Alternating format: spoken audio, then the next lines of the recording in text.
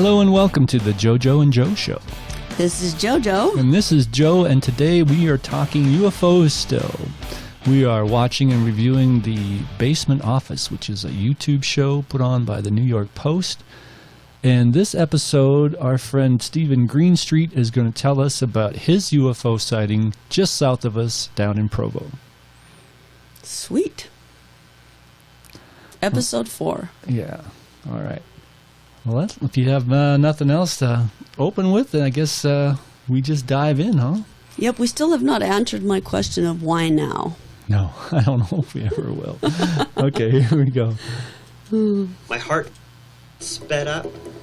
It was an unfamiliar feeling that I felt. It was the only way I can explain it, and it was captivating. I was so mesmerized, confused, trying to comprehend what I was looking at, that the last thing that was on my brain was, I need to take a picture of this. It was like my brain was trying to comprehend what I was looking at. Can we pause there? Thousands of UFO sightings. Yeah. So it's interesting the way he describes it, because in learning how, which I'm still in the process of learning how to see aliens and to notice their, how they get around. I wouldn't necessarily call every single bit of it aircraft, but in learning that, one of the first things they tell you is you need to realize that it is going to feel like you are a cross between a deer in the headlights and a little bunny rabbit with a hawk coming down towards it. You're going to have that lower lizard brain, that fight or flight response happen simply because their energy, their technology, their culture, everything about them is something that we have not encountered before, and that's going to activate the basic fear response, which is exactly what he says right here. Yeah. So this is lending credence to his story, because that's the first thing they tell you. You've got to realize that is how you're going to feel. And when you feel that, you know that you're in the presence of one. It's just a matter of, are they going to let you see them? Are you willing to see them? Type of thing. So Okay. keep going, but I'm liking this so far. Sightings have been documented. Countless others go unreported. Today, for the first time, I'm going to share my own personal story about an encounter I had with a UFO. This unsettling experience stuck with me for years, but I'm finally ready to talk about it.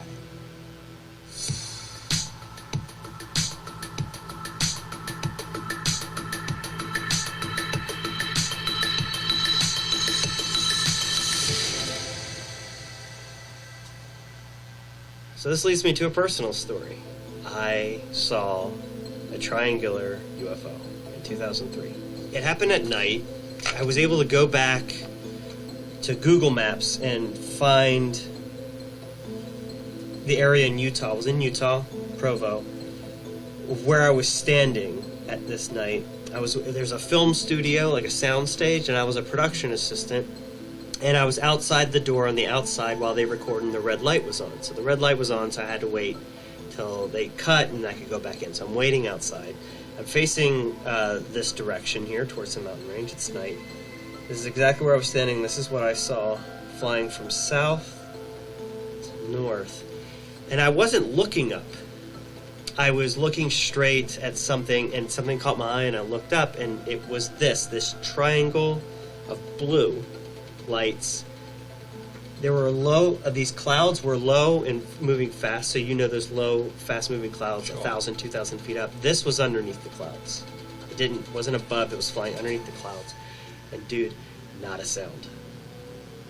That creeped me out. I was just like, oh, cool. I'd seen a B-2 bomber at a air show, where they're showing it off, the B-2 bomber, years ago, and I was like, oh, this is what this is. And I kept waiting for the eventual, the sound of a jet. And this sucker flies over, and I never hear it. I see it, and I never hear it.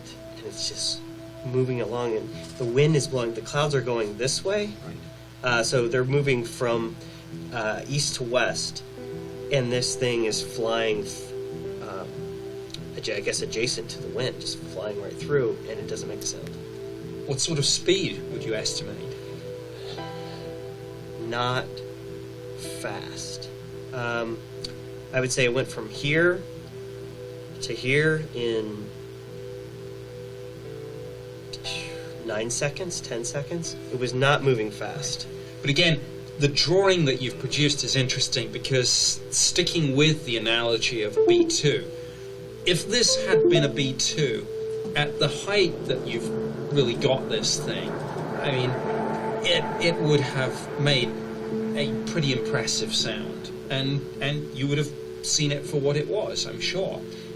What plane, other than a helicopter, can move 20, 30 miles an hour without falling out of the sky or having some under-strong propulsion system that's going to be killing your ears from how loud it is? Some people have said, oh, well, when you see some of these black triangles, maybe it's a B-2 stealth bomber. Right. Well, I don't know if those people have ever seen a B-2. I've seen and heard one. If this was a B-2, it would have taken the rooftops off. Right. I mean, you know.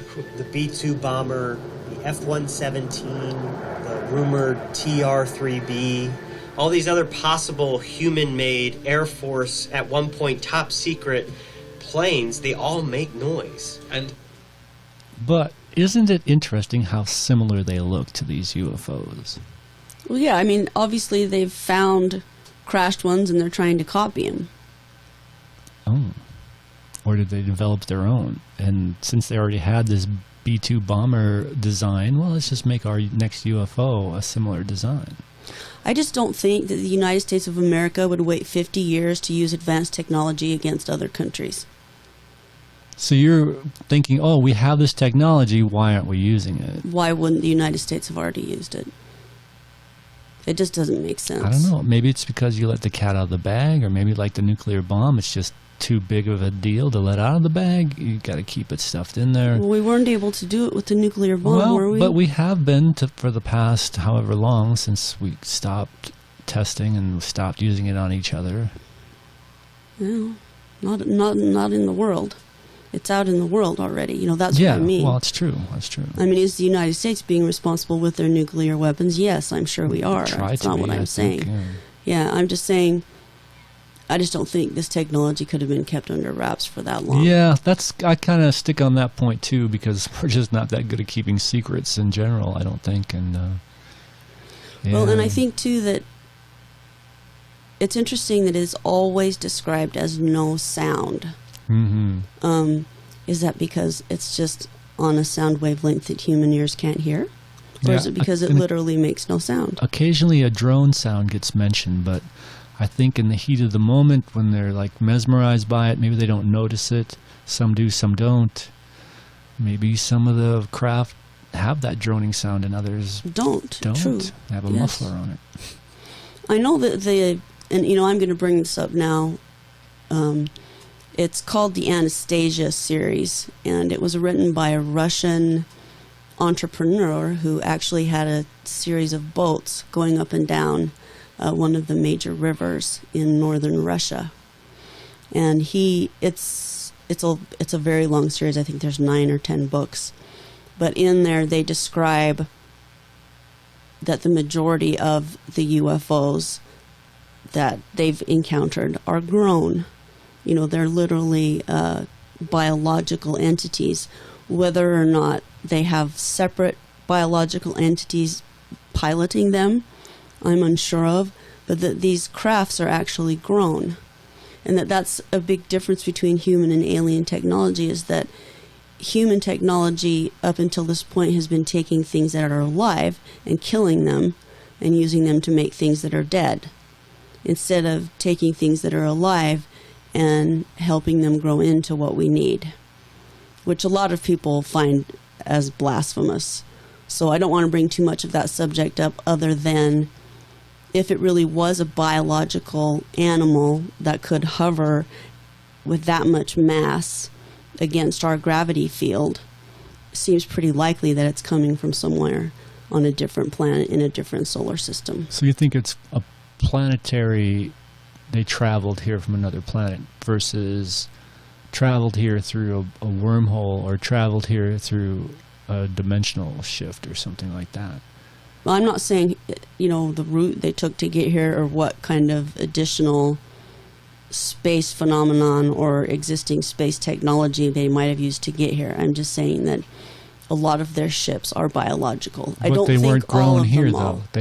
They weren't grown on Earth or in this reality. I don't know. Oh, okay. That's a good question. That I book doubt never it. answered that question.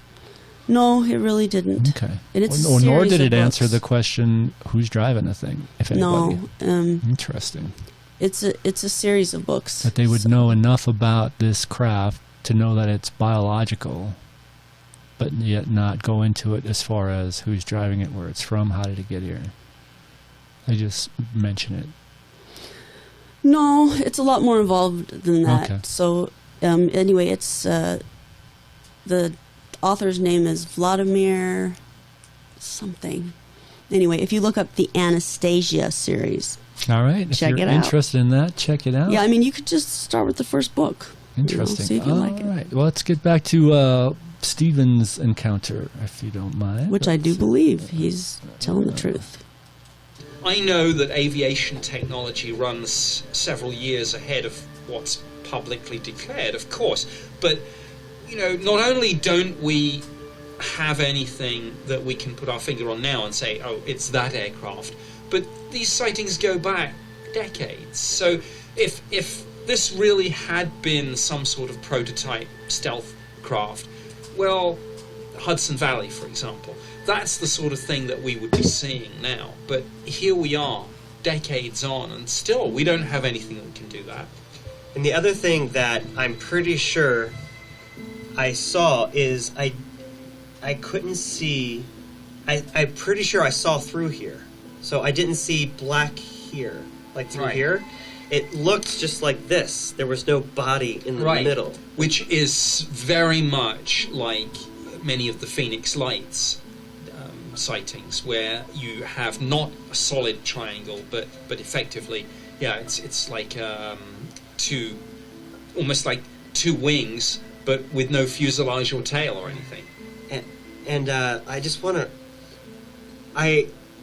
The feeling I got from, that's probably that thing I saw at the air show, to not hearing it, having that auditory connection to what I was seeing, and I usually experience it with like that. It was a cold, my heart sped up.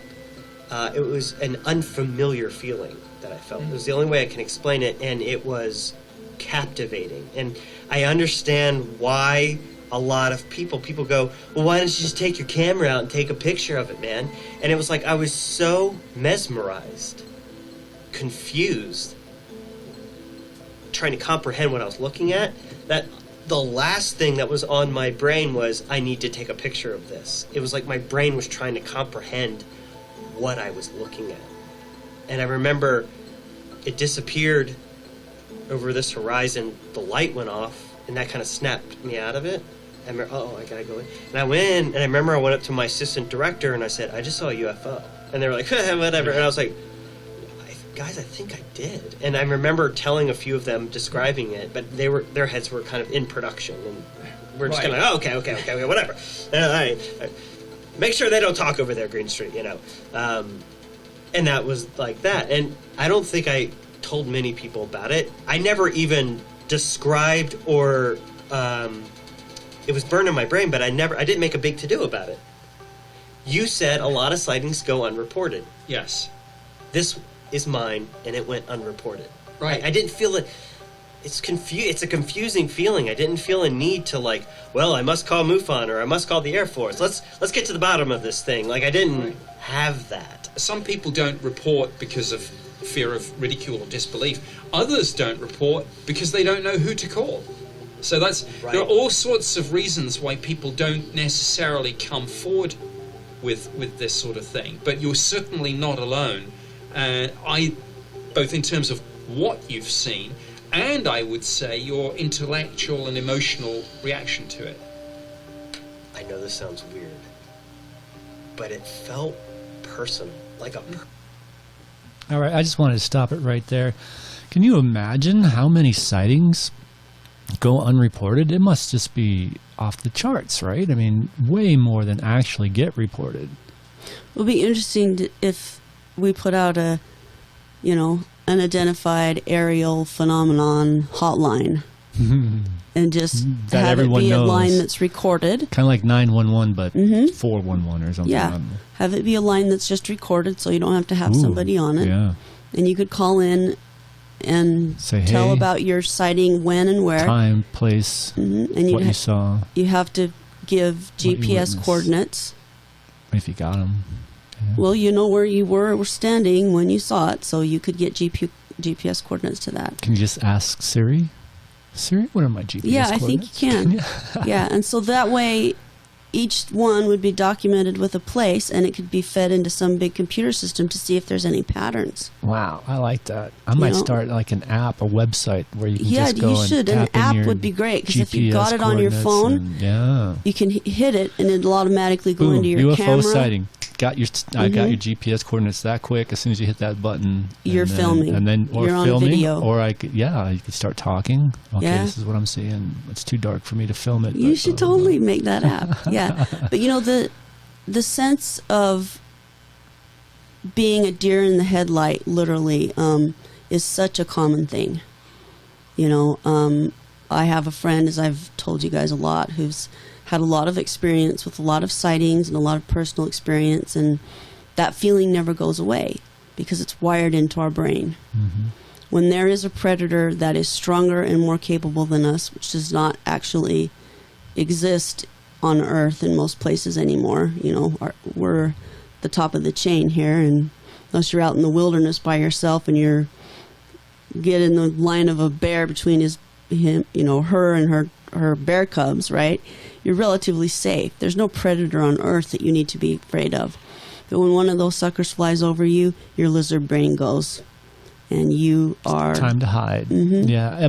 Even I have a couple more videos that I discovered that maybe we can watch at some point from the 60-minute interview with the actual pilots that had eyes on this UFO that hovered how above did the they water. feel? Yeah. And that's what the female pilot said that. She said, yeah, I felt totally vulnerable because they didn't have any missiles or any guns. They were flying without weapons. And she said, holy crap, when I realized what that thing could do and we were vulnerable, not a good feeling. Yeah, it's like, you're a mouse and there's a hawk shadow that just went over you. And it's going to be that cold, Yeah. kind Interesting. of lizard brain feeling. Yeah. And now he's saying not only that, but it's personal, Here which we I want go. to talk about after Okay. it's done saying his piece of it. Personal experience. It was. I mean, in one sense, every UFO sighting could be viewed in that context, and rightly so. And by the way, you are certainly not alone in literally having a camera but being so mesmerized that you don't even think about it. You even forget that you have it. And I've spoken to people who have responded in many, many different ways emotionally. Some with fear, some with wonder, some with almost panic, some the whole range of emotions, both at the time and afterwards, where you try to process this. And very often I find that people go down two routes with this. They either kind of embark on a quest and have to reassess their whole worldview, their paradigm and their belief system, whatever. Or maybe sometimes because that's just too challenging, they kind of compartmentalize it and file it away mentally. And I don't know where you went with this afterwards. I mean, I compartmentalized it. I just part of my brain still right now says it's just a military jet. I mean, there's multiple Hill Air Force Base is within driving distance of this location. God knows what they're flying out of there. Area 51 is literally a hop, skip, and a jump to the west. God knows what they're flying out of there. It could be, but there's a part of me that looks back and it should have made sound. It should have made. There was something about it that scared me. Yeah. it's not. Like I remember my heart was just going. Da, da, da, da, da, da, da. It was a confusing moment, and yeah, it's like I've seen lots of planes. I've seen lots of weird stuff, but that word just came to me that it was a personal experience. I don't think I've ever explained it this way, but that's the best way I can explain it, man. It's like. No, I want to stop it there because remember the last podcast I mentioned my little sighting. Yes. Part of what I left out of that story was that, yeah, it felt personal. It felt like they were aware, or it was aware of me, which I don't know how else to describe that, but that would have been impossible because it was a blip in the horizon, on the sky. It was so far away, as far as I could tell. But Perhaps yet it still it could somehow feel seemed, you noticing it. Yeah, that's what it felt like. And that's weird, and I'm thinking that's what happened to him. It was aware of him. It's almost like, their quote-unquote radio contact signal is being noticed. Okay, so then they this is Officer so-and-so reporting to whoever. We just had a human notice us at this location, right? Yeah. Interesting. I like that theory. They can feel you noticing them, just like a hawk can feel... Or the mouse can a feel mouse noticing it. Oh, yeah. Right? Vice versa. Yeah. Interesting. It just feels like a private, personal moment. Yeah, almost like you're being shown something. Now, whether that's deliberate or whether it is simply that after something like this, even if you do compartmentalize it, at some level, intellectually, you have to kind of adjust your worldview somewhat, because everything you thought you knew, suddenly it's like, well, hey, I don't know that anymore. And new questions and issues arise that might totally flip your personal paradigm. Yeah, it's fascinating. But that I would have an emotional reaction to seeing an airplane. Now, I would... No, exactly. And in a sense, I think the human mind is pretty good at this. And I think that actually what causes this odd reaction is the fact that it is something so outside of your frame of reference. And if I'm going to play amateur psychologist now, I will say that, of course... Oh, yeah. You didn't. Go on. Okay. What we're doing now is part of this story. It's kind of the denouement, or what Right. It's you are now perhaps delayed action, but this never left you. It will never leave you. And what you're doing now is you are on maybe a quest, obviously to try and make sense of a mystery which is captivating the US because of all these revelations about the Pentagon's program and things like that. But on a personal level, you are trying now to come to terms with what you saw. Yes. Yes. So that's my amateur psychology. But I think it doesn't surprise me the deep emotional kind of imprint that these experiences have on people manifest themselves in different ways, and you as a filmmaker and a journalist are someone who is now in a position maybe to use that as a catalyst and say, what did I see and what the heck are other people seeing? What does it all mean? I don't know what to say to that, man. Can we pause it right here? Are you like Gandalf and I'm like... So it's interesting, and I noticed this in the other episodes as well. Green Street, is that his name? Steve. He spends a lot of his time with his arms completely crossed in a very defensive position. And now I understand why. He hasn't come to terms with he what hasn't he completely saw. come to terms with it, and so he's defensive this whole entire time. And I think it's a very big deal that he can admit right now, I don't know. Yeah, I think that's great. it was a pretty big deal, Yeah. I think, for him to admit. Yeah, for sure. And I thought there was something you wanted to say right here. No, I don't think so. Okay. We're pretty much wrapping this up. Let's just finish it up, and then we can finish up our thoughts and Frodo, and you're sending me on a quest to Mordor? One does not walk into Humor Mordor. helps. Humor always helps. humor is the But best. look, heck, why not? Questions like, are we alone or not in the universe, and are we being visited, are some of the biggest and most profound questions we can ask ourselves. And if we can get answers to those questions, why wouldn't we want those answers? Because it's scary. On the next episode of The Basement Office, we'll be diving deep into one of the most mysterious and chilling UFO sightings of all time. Were you scared? Yeah. Yeah, that's the Rendlesham Forest UFO incident he's referring to, which is a really good one. And actually, they make it into a two-parter. Episodes 5 and 6 are both about that. I've never even heard of it. Yeah, I've heard of it. It's an older sighting, but it's pretty good because it's actual. He actually even touches the craft.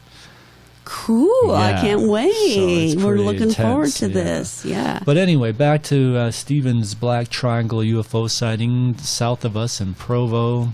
Pretty good story, eh? Yes. Yeah, I like that one. And I wonder what time of night it was. I'd be interested to know. Yeah. It sounds like, he was standing there and he was relaxed enough and he looked up and he was able to see. Yeah, he said something caught his attention. He wasn't even Yeah. looking up in the And I sky. think it's interesting that, there he was standing out there on that night in Provo, which is a big city actually, and nobody else saw it that night, or at least nobody else fessed up to seeing Unreported. it. Yeah. Yeah. Who do you call? What website do you go to report It's kind of like these things? Ghostbusters. We got to come up with an app like that. Yeah, what should we call our app? UFO sightings. No, I think we should say UAP Busters. You see UFO. Well, thanks for UFO? joining us, you guys. Humor is really important because when we come into these kind of huge issues, are we alone in the universe? And not Big- only that, big but question, yeah. are we the small ant in the universe? Scarier question. You got to have humor in there because it does provoke fear. It provokes fear in me. I admit it, fully. Yeah. All right.